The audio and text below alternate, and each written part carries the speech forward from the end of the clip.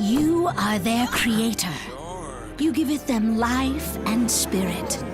Unleash them upon the world. You giveth them clothes, and you may taketh them away. Maketh them nice or nasty. Kill them or thrill them. Let there be love. Let there be life. Let there be The Sims 3. Hello everyone, and welcome to this iceberg of the Sims franchise, where beneath the cheery surface lies a chilling world of secrets, glitches, and mysteries. Join me as we delve into the darkest corners of Sims lore, uncovering the eerie tales and unsettling truths that lurk beneath the seemingly innocent simulation. I just want to preface that this was inspired by Plumbella's really good video delving deep into the Sims iceberg. However, this iceberg was updated and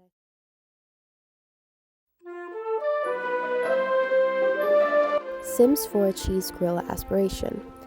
In The Sims 4, there's a secret goal called the Grilled Cheese Aspiration, and it's all about your Sim loving grilled cheese sandwiches. At first, they just need to make and talk a lot about grilled cheese sandwiches, and then in the aspiration panel, a secret aspiration will pop up, which is called the grilled cheese aspiration.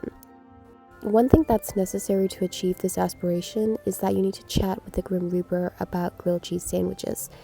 And this can take a while unless you do something drastic, like, for example, killing a Sim. The reward for completing the aspiration is getting instant grilled cheese, and you get an interaction where you can actually summon grilled cheese just by clicking on your Sim.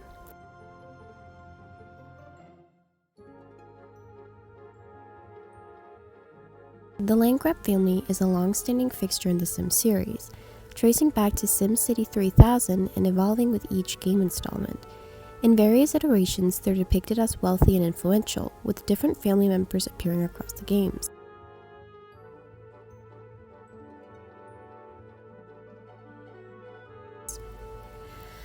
In The Sims 3, Nancy Landgraab leads the family with her husband Joffrey and son Malcolm.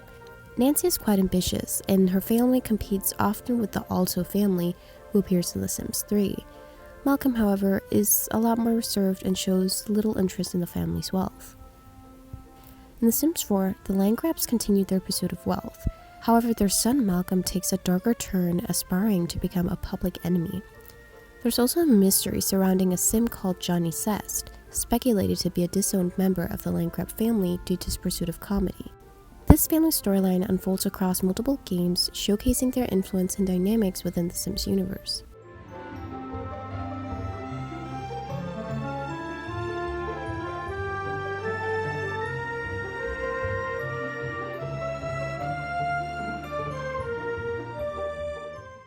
Johnny Zest is described as a failed comedian in The Sims 4. His bio indicates that he pursued a career in comedy against his family's wishes, leading to his disownment. Despite his setbacks, Johnny remains determined to pursue his passion for comedy and make a name for himself. In The Sims 4, Johnny Zest resides in a modest trailer home in Oasis Springs, not far from the opulent mansion of the Landgraab family. His humble living situation contrasts sharply with the luxurious lifestyle associated with his family name.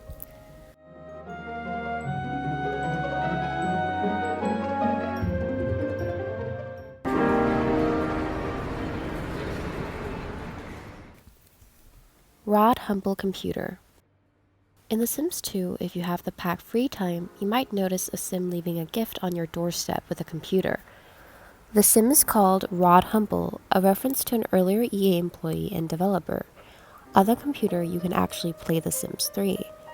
It was a way to advertise The Sims 3 through The Sims 2.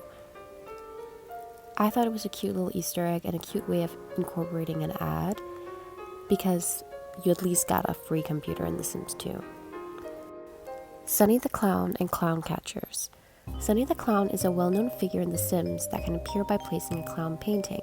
He was added in The Sims 1, but you can actually also summon him in The Sims 4. He's known to be sad and quite annoying to summon. However, in The Sims 1, there was an option to call a clown catcher. When they were summoned, they'll try to catch him, and sometimes he even tries to run away from them.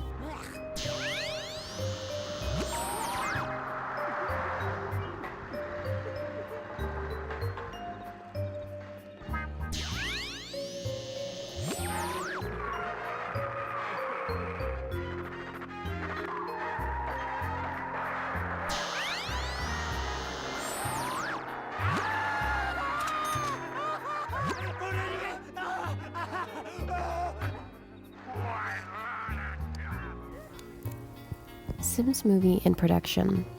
Margot Robbie's production company, Lucky Chap Entertainment, has announced plans to adapt the immensely popular world of The Sims into a live-action film.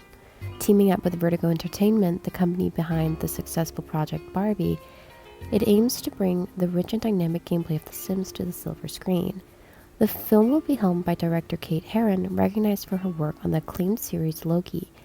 Electronic Arts, the publisher of the Sims franchise, will also play a pivotal role in the movie's creative and production processes.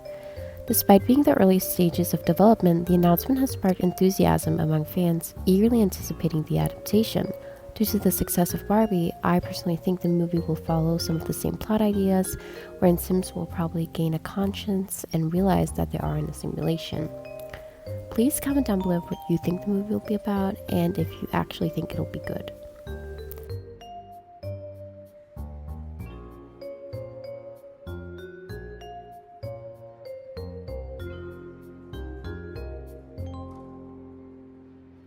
Don Lothario lore. Don Lothario first appears in The Sims as a pre-made character living in one of the neighborhoods. However, he's quickly become one of a fan favorite in the Sims community. He's depicted as a young adult with a romance aspiration, reflecting his penchant for romance and relationships. His romantic pursuits often led to drama and heartbreak as he juggles multiple relationships simultaneously.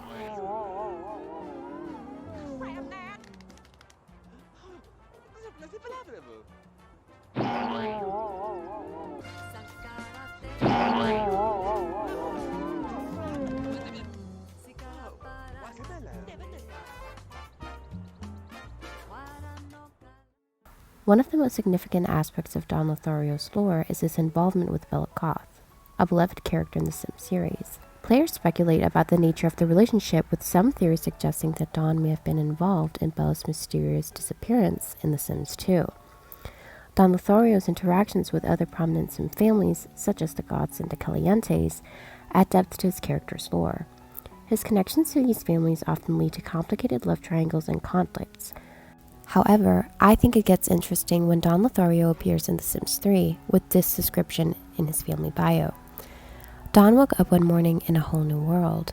He remembers stepping onto a teleporter, several women laughing, then nothing else until he found himself here. And on the Sims wiki it says this.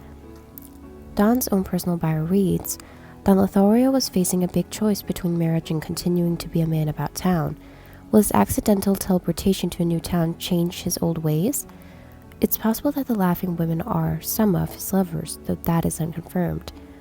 Another interesting thing about Don Lothario is that if he meets Bella in The Sims 2, who actually can be found in Strangerville despite the fact that she was abducted in Pleasantview, they will actually have no recollection of each other. This is intriguing because Bella was reportedly last seen scaling the deck at Don Lothario's condo, suggesting they had some previous interaction with each other. However, neither Bella nor Don have any memory meeting each other. The only thing Don remembers is being rejected by her at some point. It's conceivable that both Bella and Don's memories were erased during Bella's abduction, which could explain their lack of recollection.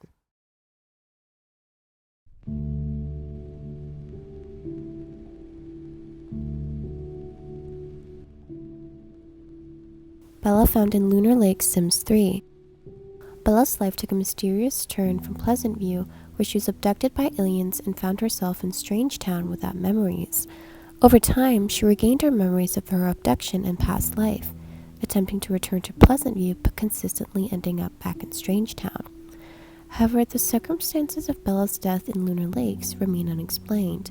The backstory of Lunar Lake suggests it was created when scientists crashed on another planet while searching for new planets to colonize. Bella's presence on Lunar Lakes raises questions about whether she joined these scientists, and, if so, why. The reason behind Bella's death on Lunar Lakes, particularly if she indeed participated in the exploration of new planets, remains a mystery within The Sims lore. In The Sims wiki, one theory suggests this. Bella was abducted by aliens in Pleasantview who performed experiments on her, altering her appearance slightly and wiping her memory, but she somehow managed to escape before serious damage to her appearance was done and was hiding out in Strangetown, as said in The Sims 2 PSP, where she made an autobiography of her life, following therapy to regain her memories. However, the aliens who abducted her found her again, this time keeping her well locked up to experiment on, causing her to become gravely ill, with hollow cheekbones and her hair becoming lighter. They then dumped her on the nearest planet, Lunar Lakes, where she died. Another suggests this. So Bella was abducted in Pleasant View and ended up in Strangetown, which can be proved if you played The Sims 2 for PSP. In the PC storyline where she appears as a townie, she doesn't remember anything. The experiments wiped out her memories. However, in The Sims 2 for PSP, she's trying to get home. Now for my theory. Since she appears in The Sims Social, she must have given up and moved on with her life and moved to Little Haven. After a while, she somehow must have traveled into Perigie, and she must have helped the colony to establish.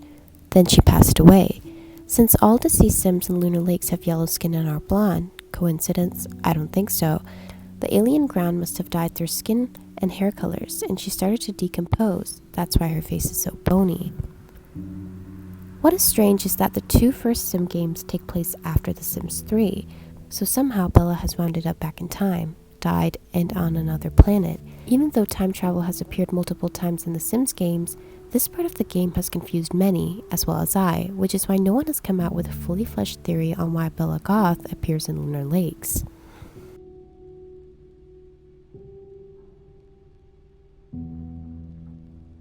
Colonialism.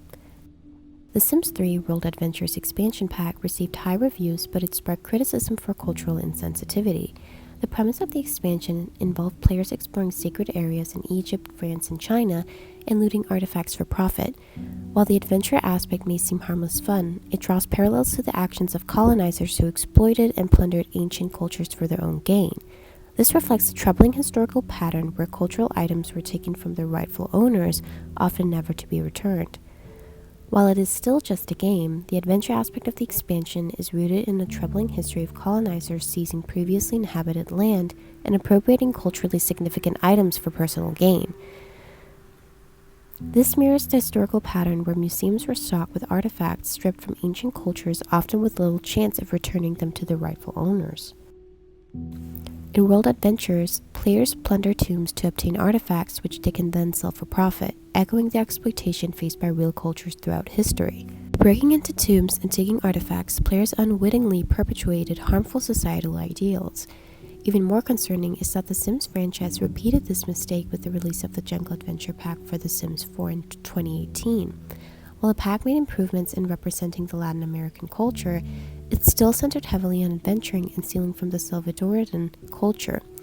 Although the Sim townies were crafted with more cultural sensitivity in mind, the focus on looting artifacts for profit remained, disregarding the importance of respecting real-world cultures and their sacred items.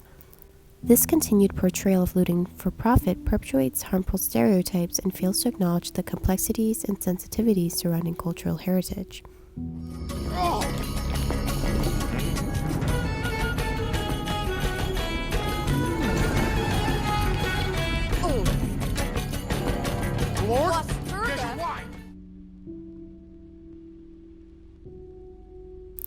Netherworld. The Netherworld is the unseen place where ghosts reside since the beginning of the Sims games. Although it wasn't mentioned until The Sims 3, it is presumed to have existed since the series began. However, some have speculated on exactly what this Netherworld is. On this Reddit post by some kind of creature, it states, "I can't be the only one who imagines what the Sim afterlife is like, can I? Most of my Sims stories / lore takes place in my imagination, and my imagination runs wild. So wild that I've even come up with an imagined version of what the afterlife is like for the Sims. I view the Netherworld itself as a kind of purgatory / waiting room for deceased Sims. Mainly, it's a gigantic field for Sims to walk around in, and there are some buildings and structures, but there isn't much to do overall. The Grim Reaper's castle sits in the middle, but because of his job, he isn't home often, unless he just came back with a new soul. In his very rare downtime, Grim either does paperwork, plays video games, or pets its cat. The inhabitants of the Netherworld still appear as ghosts and can return to the living world on specific days if their ties to the living are strong enough, and can even stay among the living indefinitely if their friendship are good. Releasing a spirit to the Netherworld is actually the spirit feeling satisfied enough with their life and comfortable with moving on their permanent afterlife, either Sim Heaven or Hell, depending on how they were in life. How do you envision The Sims Netherworld/Afterlife? Some have even theorized that the hidden world Sylvan Glade that you can enter in The Sims 4 in Willow Creek is a sort of purgatory. When Sims die and choose to remain in their ghostly form, they typically end up in the Netherworld. However, Sylvan Glade, a hidden area in Willow Creek, seems to represent a transitional space between earthly life and the afterlife. Some players speculate that it resembles a heavenly realm due to its serene atmosphere and angelic noises heard in the background. These noises, distinct from typical natural sounds, prompt speculation about whether they allude to a higher power or a distant world where deceased Sims may eventually find themselves.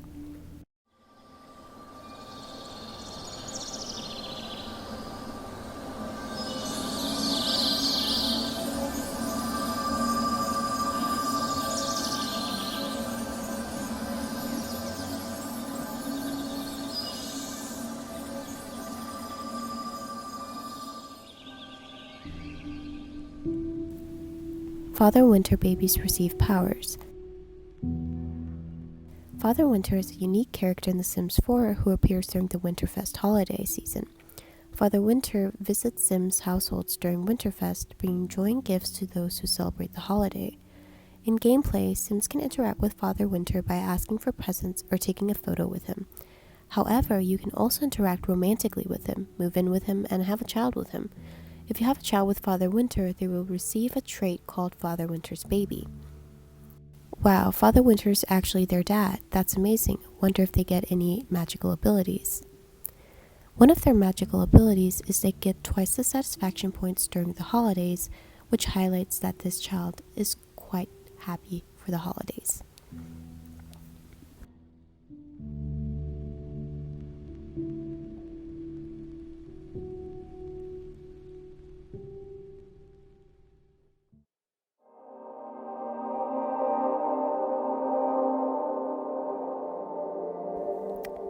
Alexander Goth's book suggests that Sims 4 is on a different timeline. The Sims 3 introduces an interesting twist in the form of books written by Alexander Goth.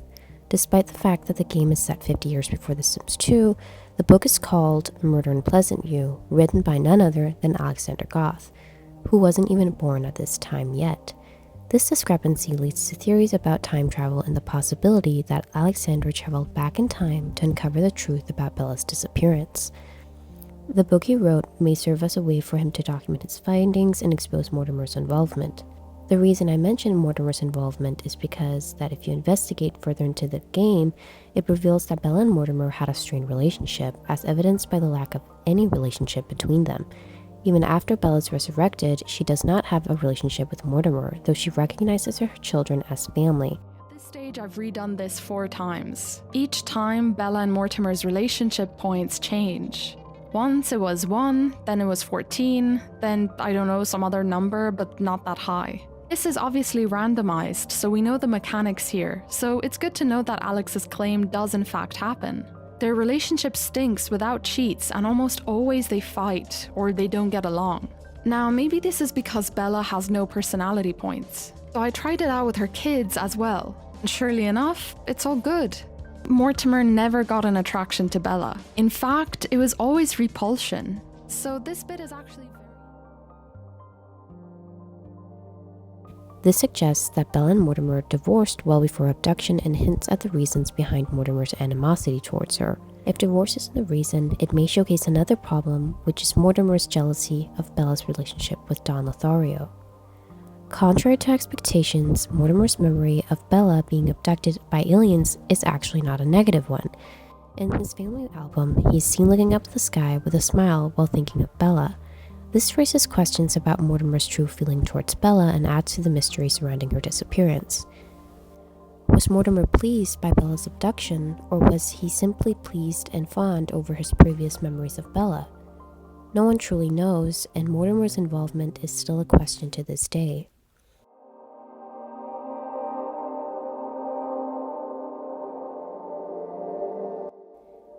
Sims 3 Haunted Doll CC.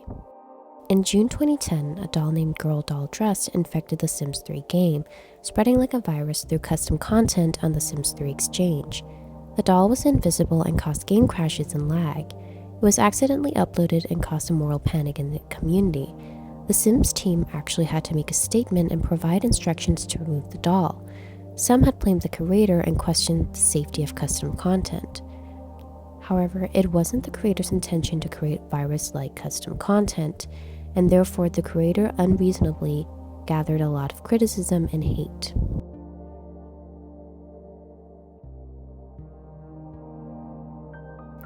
Sims Superstar Obsessed Fan Stalker. The Obsessed Fan is a non-player character introduced in the Sims 3 Superstar expansion pack. They target celebrity Sims with 3 or more fame stars who don't engage enough with their fans.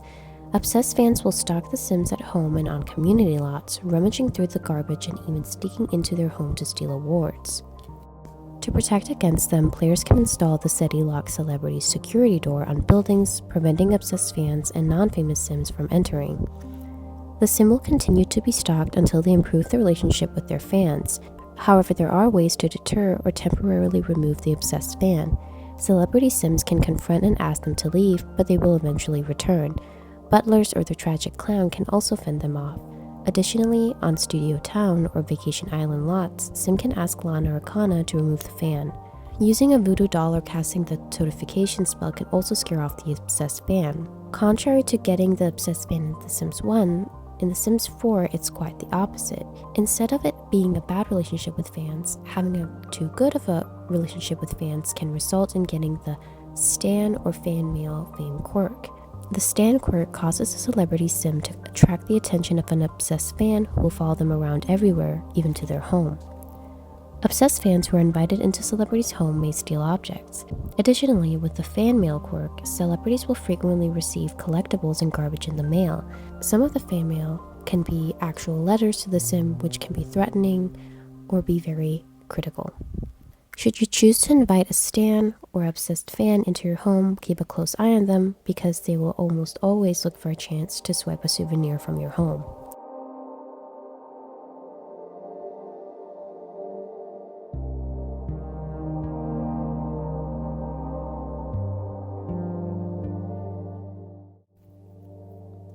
Ghost Children Deadly Glitch The Sims 2. The Sims 2 ghost children are broken and can cause corruption in the game. They were never intended to be a part of the game and lack proper animations. They can stretch, teleport, and cause random NPC spawning. Saving the game while the ghost is out can lead to corruption, and deleting graves can break the game. It is possible to safely remove ghosts from the lot. Since they were not given their own animations, as previously mentioned, they often stretch into strange poses or teleport when trying to float around. This lack of proper programming can lead to game corruption and alter the behavior of other NPCs. The presence of ghost children can also trigger random NPC spawning, including iconic characters like the Grim Reaper, Mrs. Crumblebottom, or the Social Bunny.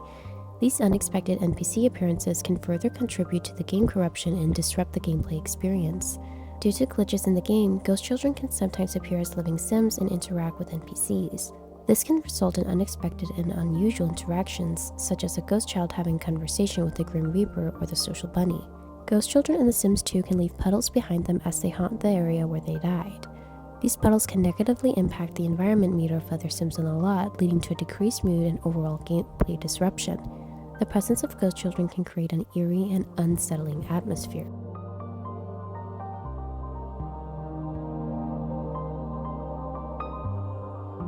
Secret Death Running with Scissors. The Runs with Scissors playset by ADD was available for download from the Sims 2 website. It consists of a pair of scissors that, if a Sims runs while holding them for an extended period, can result in death by the scissors. However, aside from this deadly consequence, the scissors serve no other purpose in the game. Did you know there was a secret unalive in The Sims 2? The Run with Scissors playset was more dangerous than you'd think. But your Sims went wild for it. Until their little heart couldn't take it anymore.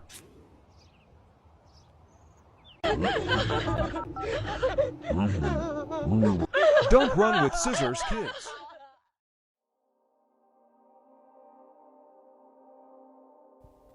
Controversial Sim Pack That's Life. A controversial unofficial expansion pack for The Sims 1 called That's Life was released in 2001, featuring stolen custom content from players. The pack received backlash from the community but continued to be sold. A second edition, That's Life 2, was released in 2002 with more stolen content. The company behind the packs, Xmedia, went out of business after the release. Custom content creators and paying customers were both affected by the unauthorized use of their work. The Sims community expressed their anger and started a petition to remove the game from store shelves, but it did not result in the game's removal. However, the game was taken down later on. The controversy surrounding That's Life highlights the importance of respecting intellectual property rights and the impact of unauthorized use of content in the gaming community. Additionally, customers who purchased the unofficial expansion pack were essentially paying for content that was already available for free on custom content websites, resulting in a sense of being scammed. The controversy surrounding That's Life and That's Life 2 serves as a cautionary tale for the gaming industry, emphasizing the importance of transparency, ethical practices, and respecting the work of content creators.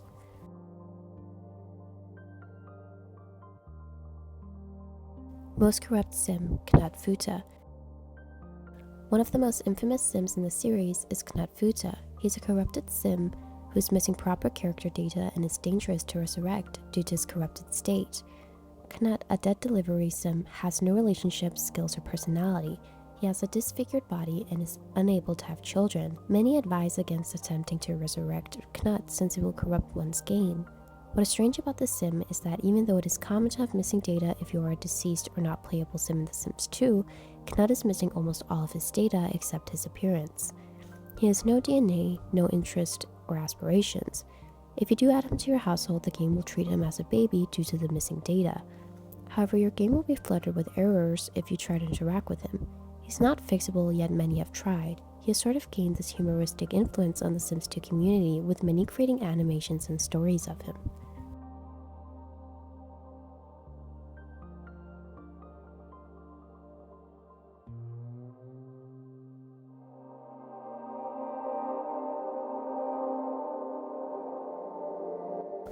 OMGWTFBQQ. Many have heard of this mod where you can cook your baby and eat it. The dark mod gained notoriety among players. In this scenario, Sims may perform actions that result in the death of the baby, followed by the disturbing occurrence of cooking and consuming the baby's remains. This became more popular by multiple people, including this in their Sims 2 videos, where people cook the baby in their movie.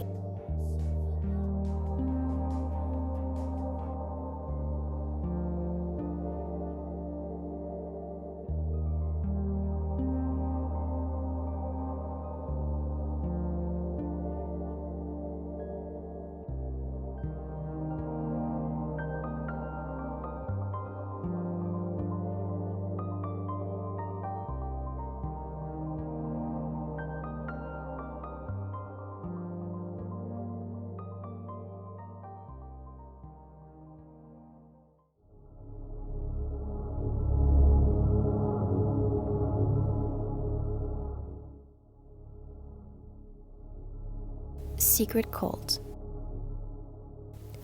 The Sims handheld games are well known for their weirdness and quirkiness. For example, The Sims for Game Boy Advance talks about you being on a show with no one else knowing you're on a show.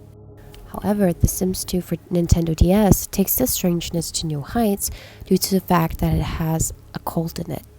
One of the first Sims you meet in the game is Avocadabra, who asks you to build a shrine in the hotel's basement. She later tricks Ara Fusili, Ada Sheriff, and Sanjo Paco Panza into worshipping the Prime Heifer, the representative of this shrine. The player has to find a mystical cowbell for the Prime Heifer statue. The shrine worships Beezlebeef, which is worshipped by Kind Society in Dead Tree, an eerie area in Strangetown. In the Kind Diary for the cult, it says that the great cow Beezlebeef slumbers beneath the surface of the earth. When Beezlebeef rises again, she will awaken the Elder Herd. The Elder Herd will trample all those who stray from the teachings of the kind. Once the earth is cleansed, there will be a new era of peace and delicious grass. The name Beezlebeef could be a reference to Beelzebub, another name for Satan in the Christian religion. In Sims 2 for PSP, you actually summon Beezlebeef.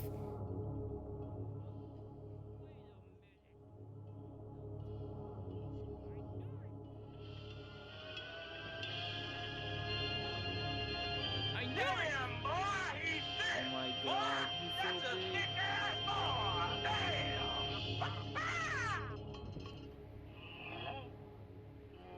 This guy seems to be...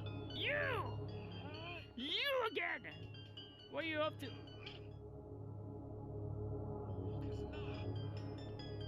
No.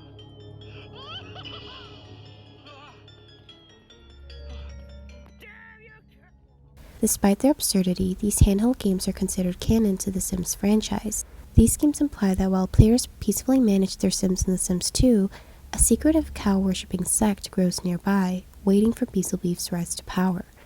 The thought of this lurking cult adds an unsettling layer to the otherwise mundane Sims universe, so next time you play The Sims 2, be wary. The cow cult may be closer than you think.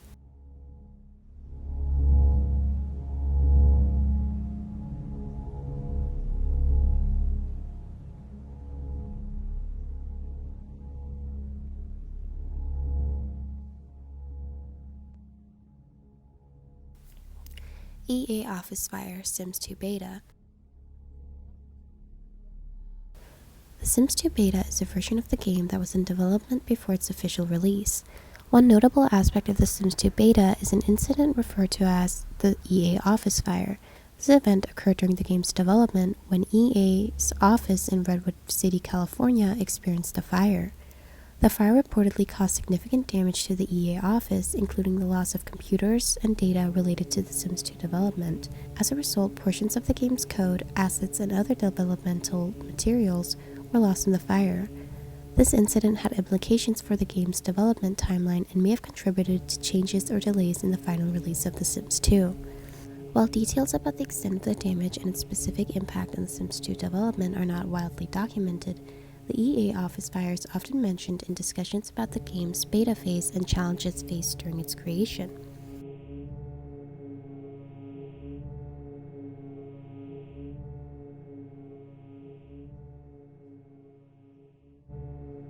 The Sims are aware. In The Sims 2 on PlayStation Portable, Dr. Dominic Nulo, also known as Dr. Dominion, serves as the primary antagonist. He has uncovered a revelation about the Sims world being controlled by an external force known as the Plum Bob. Players first encounter Dr. Nulo when they discover a cell phone near a character's garage.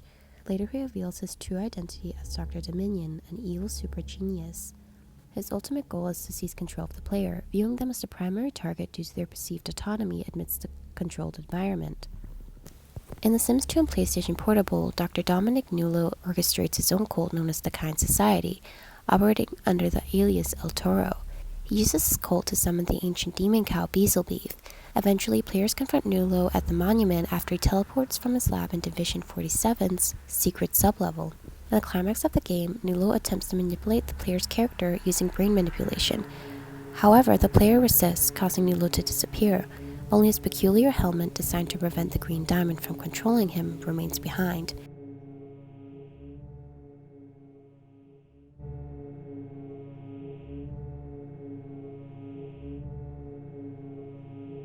Another strange thing about The Sims are that they will stare at you sometimes randomly in the game. This supports the theory that The Sims are self-aware.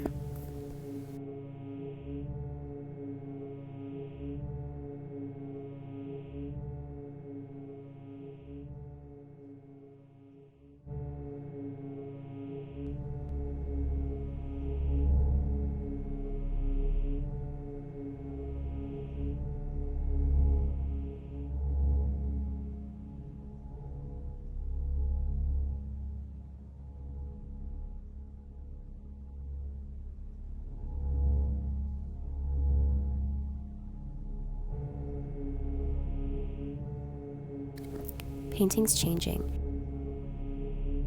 In The Sims 3 Supernatural, you received a lot of decoration and painting objects. Amongst 3 of the portrait paintings that came with the pack, the portrait would change during the full moon to a more demonic and creepier version.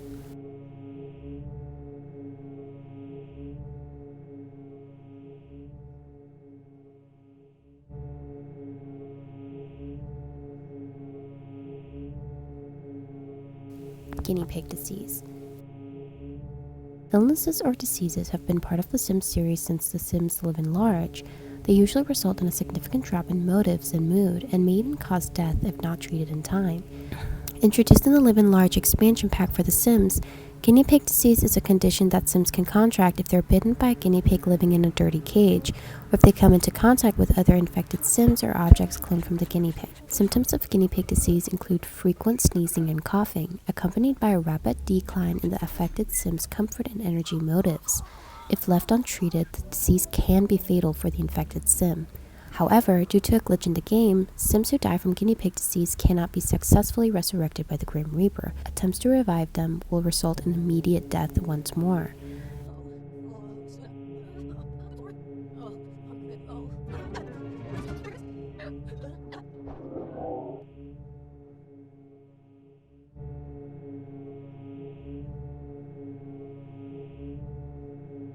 Non-consensual affair.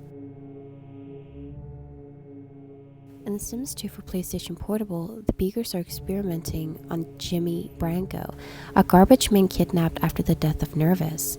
When the player attempts to interact with the keypad outside of Jimmy's cell, Sergei stops them. She proposes a deal that they steal the secret patents that Loki, her husband, has been hiding from her, stating that she intends to leave him once she obtains them. Upon receiving the patents, she clarifies that her intent to leave Loki was a lie, as the patents are in his name. She then gives the player some money, should they accept it, and turns a blind eye to them entering Jimmy's cell.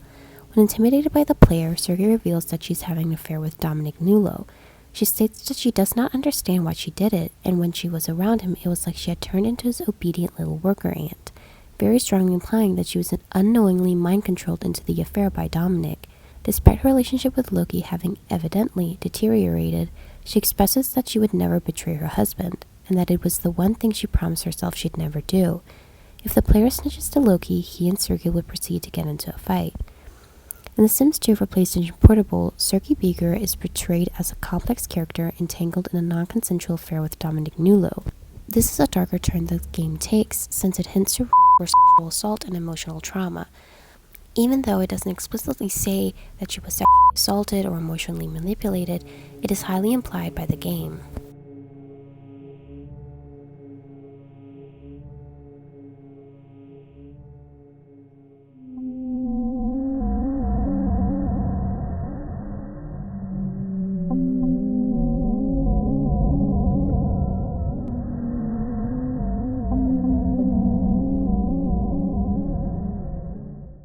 Something is off with The Sims 2 DS. So I'm sure that most of us here are aware of the generally unsettling and distinctly off nature of The Sims 4 PC, the first installment that is. I'd argue that it wasn't the only Sims installment that had some creepiness. However, The Sims 2 had many ports, but none of them really followed the essence of the mainline PC game. One of those such ports was for the Nintendo DS. In this particular installment, you assume the role of a hotel manager in Strangetown. Even back in the day when I got this game for my 9th birthday, I immediately felt like there was something extremely off about it. The atmosphere felt genuinely spooky at times, and of course, there was the threat of alien invasion. I remember once time traveling to get some interest on my belts in Animal Crossing Wild World, and when I went back onto The Sims 2, Emperor Sizzle berated me and invaded my hotel. I also remember there being mummies in the desert. The ambience was strange in general too. The Sims would speak in a weird jumbled way that didn't even resemble typical Simlish, and this music would play during the entire day hours.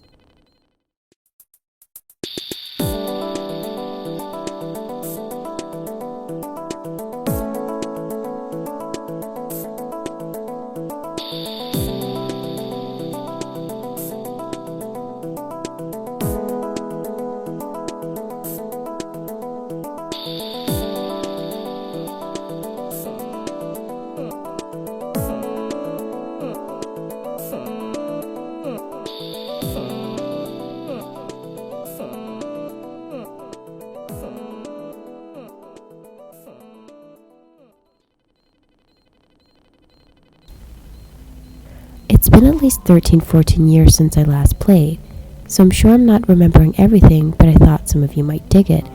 As someone on YouTube said, the whole game honestly felt like a fever dream. It's like Strangetown is just a weird representation of Sim Purgatory, where all of these Sims are trapped in this fancy hotel, surrounded by nothing but sand. It's like Hotel California. They can check out at any time, but they can never leave. They're always coming back, stuck there, just milling around and wallowing in despair and/or insanity.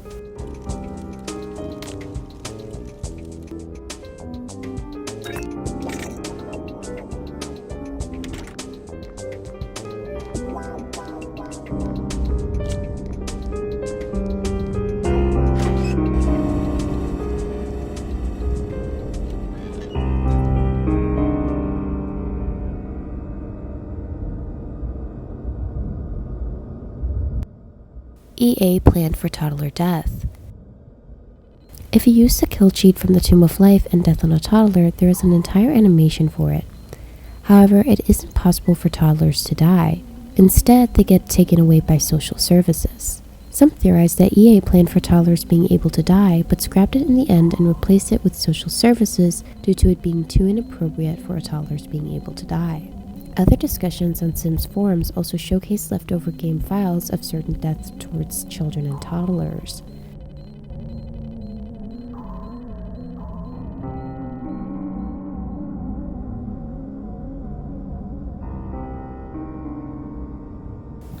Sunset Valley Conspiracy 112.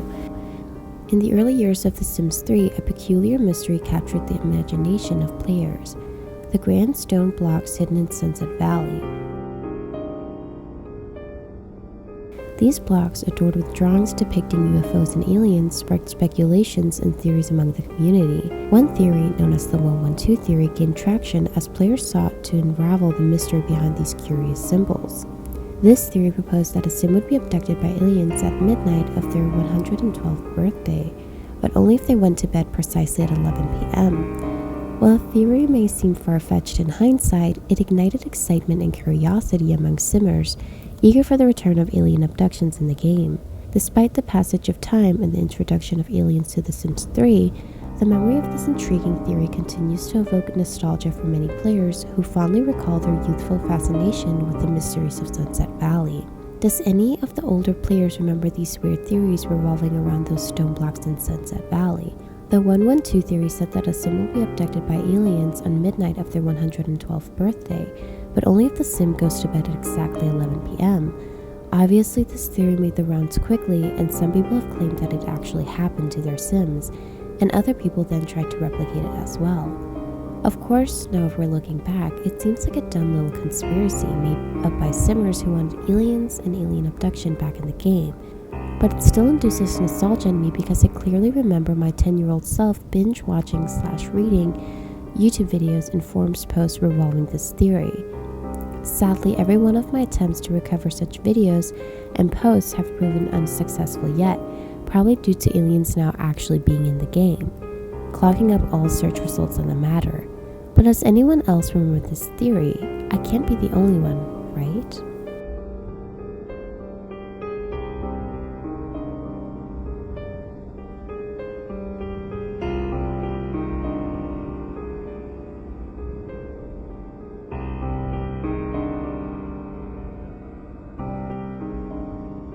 Sims spin-off games Sims Online.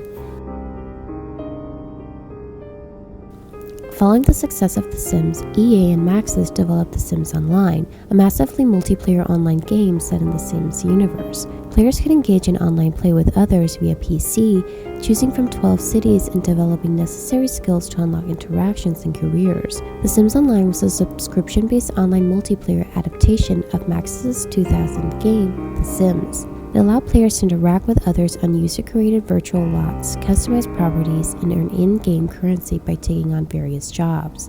The project was spearheaded by Maxis' founder and creator of The Sims, Will Wright.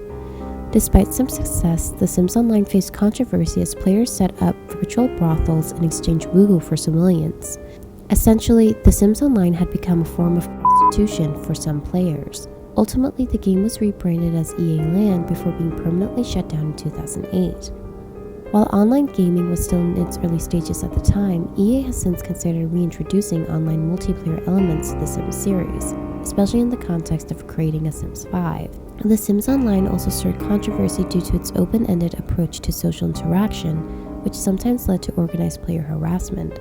Despite this, the game attracted a peak player count of slightly over 100,000 in 2003, a modest figure compared to other popular multiplayer games at the time.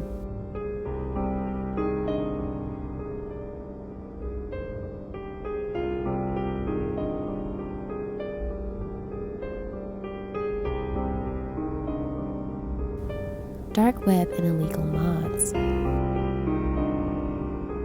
The Sims franchise, beloved for its creativity and flexibility, has seen the development of numerous mods that enhance gameplay in various ways, ranging from lighthearted and humorous to the more bizarre. However, the modding community has also produced content that is deeply troubling and illegal, such as zoophilia and beautyphilia mods. Zoophilia mods, which simulate sexual intercourse with animals, have shockingly been relatively accessible in the modding community. In contrast, pedophilia mods, which simulate sexual interactions with children, are typically only available through the dark web due to their highly illegal nature. A particularly distressing incident involved an extension to the widely known Wicked Whims mod. Wicked Whims is a sexual content mod for The Sims 4, intended for adult players and known for adding explicit romantic and sexual interactions between consenting adult characters. However, this unauthorized extension enabled the possibility of sexual interactions with pets and children, which is both illegal and morally reprehensible. In response to this, the creators of Wicked Whims publicly denounced the extension, clearly stating that they do not condone or support any such acts. They reiterated their commitment to ensuring their mod stays within legal and ethical boundaries and took steps to distance themselves from this harmful content. This situation highlights the darker side of modding communities, where the lack of regulation can sometimes lead to the creation and distribution of illegal and unethical content.